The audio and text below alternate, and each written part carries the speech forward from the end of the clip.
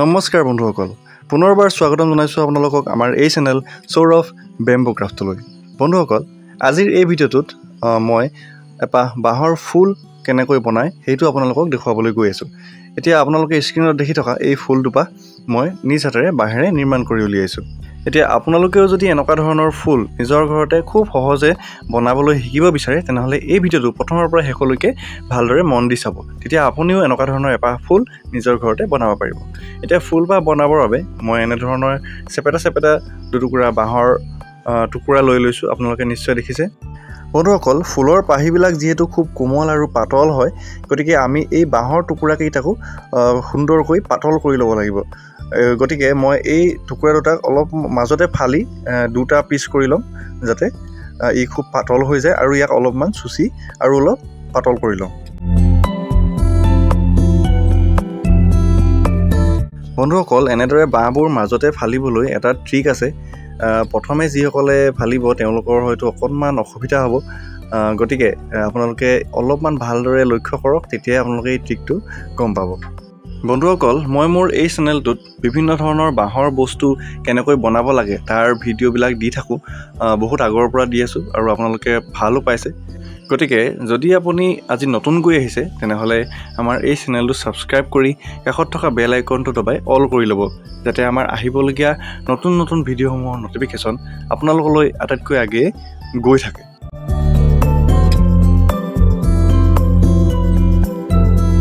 বন্ধুসকল, এতিয়া ভালদৰে চুচি মেলি লোৱাৰ পাছত আমি ফুলৰ পাহিৰ বাবে 2 ইঞ্চিমানকৈ এনেদৰে ইয়াৰ পৰা টুকুৰাবিলাক কাটি উলিয়াব লাগিব। ইয়াত যিমানটা টুকুৰা হয় আমাক প্ৰায় 20টামান টুকুৰাৰ প্ৰয়োজন হ'ব। গতিকে ইয়াৰ পৰা আমি ধুনীয়াকৈ 2 ইঞ্চিকৈ এনেদৰে এইটো মই এতিয়া এই যিটো টুকুৰা দেখিছে, এইটো ভালদৰে 2 ইঞ্চি জোখত জুখি মানে কাটি থোৱা আছে। এতিয়া এইটোৰ জোখতে বাকী আটাইকেইটা টুকুৰা ধুনীয়াকৈ চিন দি ল'ম আৰু একেচতে কাটি ল'ম। আপোনালোকেও তেনেকুৱাই কৰিব, উজু হ'ব।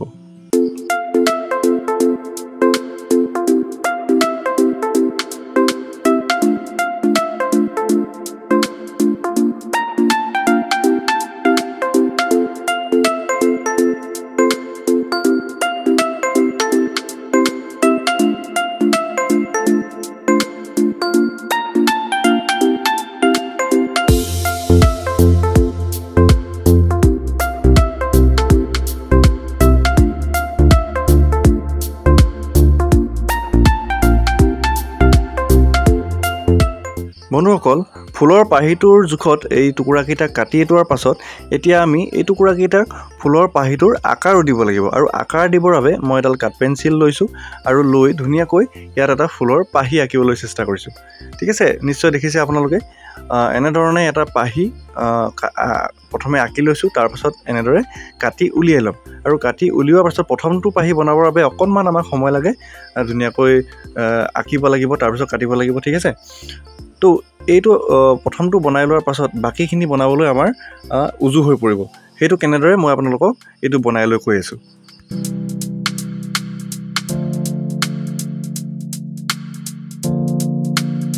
এতিয়া আমাৰ প্ৰথম পাহিটো কাটি হৈ গ'ল। এতিয়া বাকীকেইটা কাটিবলৈ এটা সহজ পদ্ধতি হ'ল কি, যিটো পাহি আমি কাটি উলিয়ালোঁ সেইটোক বাকীকেইটাৰ ওপৰত এনেদৰে থৈ ধুনীয়াকৈ কাঠ পেঞ্চিলেৰে আগ দি কাটি যাব পাৰিম। ঠিক আছে, আমি এতিয়া এক্সট্ৰাকৈ আঁকি থাকিব নালাগে, আৰু সেইটো জোখতে আমি বাকীকেইটা কেনেদৰে প্ৰথমে আঁকি ল'ম চবতে, আৰু এতিয়া মানে কামটো অকণমান স্পীড হ'ব। ঠিক আছে, ধুনীয়াকৈ চিনটো দি গ'লেই হ'ল, চাইডে কাঠ পেঞ্চিল মাৰি, তাৰপাছত একেলগতে গোটেইখিনি কাটি পেলাম, হৈ যাব।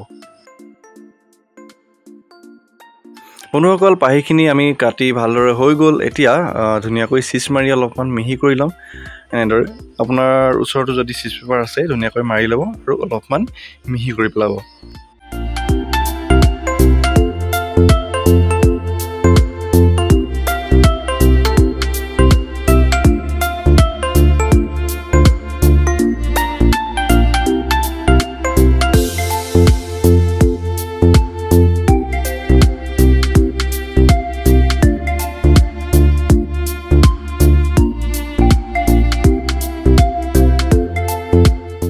বন্ধুসকল, পাহিখিনি বনাবৰ আমাৰ হৈ গ'ল, কিন্তু মাজৰ অংশটোতো আমি বনাব লাগিব ফুলপাহৰ, নহ'লে পাহিখিনি ক'ত লাগি থাকিব হয়নে?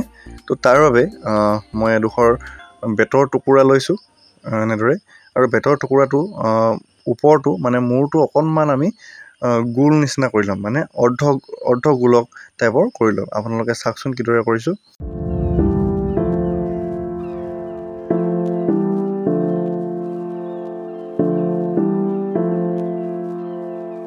এতিয়া আমাক যিহেতু গোটেই বেতৰ টুকুৰাটোৰ প্ৰয়োজন নাই, গতিকে আমি অকল এই মূৰটো এক্সট্ৰাকৈ কাটি ল'ম। বন্ধুসকল, এতিয়া পাহিবোৰৰ গুৰিৰ অংশটো লাগি থাকিবৰ বাবে এটা সৰুকৈ খোপ আমি চাৰিওফালৰ পৰা ইয়াত কাটি থকা হৈছে।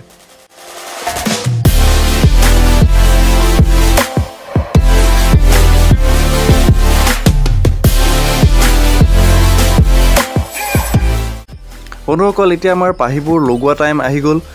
এনেদৰে পাহিটোৰ সৈতে এই খোপটোত লগাব লাগিব, আৰু মই ফ্লেক্স কুইক আঠাটোৰ ব্যৱহাৰ কৰিছোঁ। এইটো সোনকালে শুকাই যায় আৰু খুব টানকৈ লাগি ধৰে, গতিকে এনেদৰে গুৰিটো আমি লগাই ইয়াত আঠাটো লগাই দিব লাগিব। ঠিক আছে, এতিয়া প্ৰতিটো পাহি এনেদৰে লগাই আমি ইয়াত আঠা লগাব লাগিব। মই আপোনালোকক দেখুৱাই আছোঁ, আপোনালোকে ভালদৰে চাই লওক।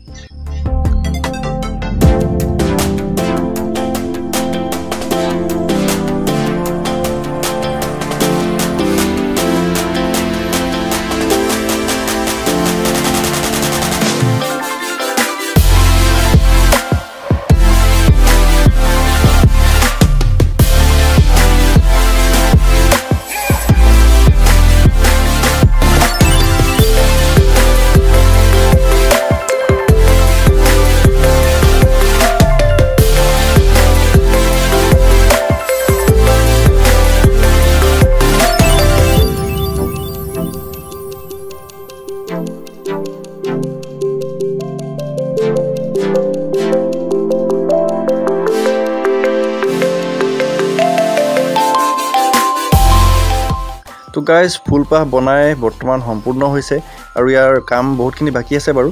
এতিয়া তলফালে আমি এডাল ঠাৰিটো লগাব লাগিব, আৰু তাৰপাছত ইয়াত পাত লগাব লাগিব। ঠিক আছে, এইখিনি গোটেইখিনি কাম আছে। এতিয়া আমি ঠাৰিটো বনাম, আৰু ঠাৰিটো বনাবৰ বাবে এডাল এনেধৰণৰ মাৰি লৈ লৈছোঁ। অকণমান চুচি এডাল গোল কৰিব লাগিব। ঠিক আছে, কাৰণ অকণমান ক্ষীণ আৰু গোল হয় ফুলৰ ঠাৰিবিলাক, নহয়নে? তেনেদৰে বনাব লাগিব।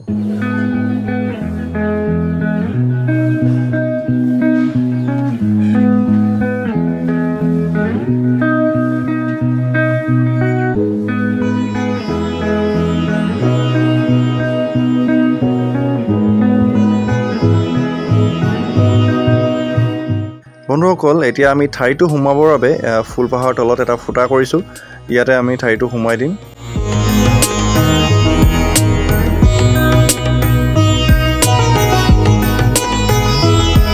বন্ধুসকল, ঠাৰিটো অলপমান শকত হ'ব যেন লাগিছে, গতিকে আকৌ এবাৰ ভালদৰে চুচি অকণমান ক্ষীণ কৰি লৈছোঁ। বন্ধুসকল, ফুলো হৈ গ'ল, ঠাৰিও হৈ গ'ল। এতিয়া আমি লাষ্টত বনাম ফুলপাহৰ পাতখিলা। ঠিক আছে, ধুনীয়াকৈ দীঘলকৈ পাত এখিলা বনাম, চাই থাকিব।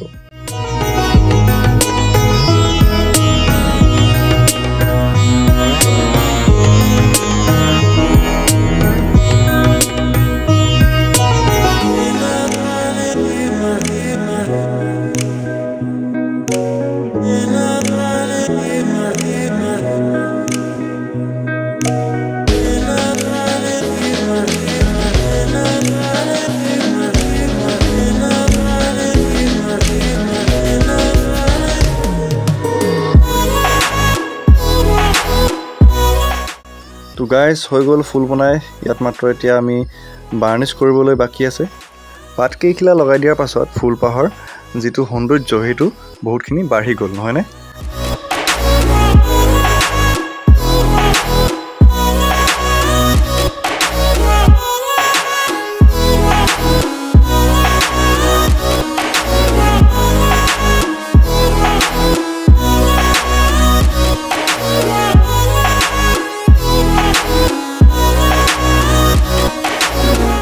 তো গাইজ, ফাইনেলি আমাৰ বাঁহৰ ফুলপাহ বনাই ৰেডি হ'ল, আৰু এপাহ মই ৰং কৰি বনাইছিলোঁ, আৰু এপাহ ৰং নকৰাকৈ এতিয়া বনোৱা। ঠিক আছে, এতিয়া আপোনালোকে কওকচোন, ইয়াত ৰং কৰা ফুলপাহ বেছি ভাল লাগিছে নে ৰং নকৰা পাহ বেছি ভাল লাগিছে?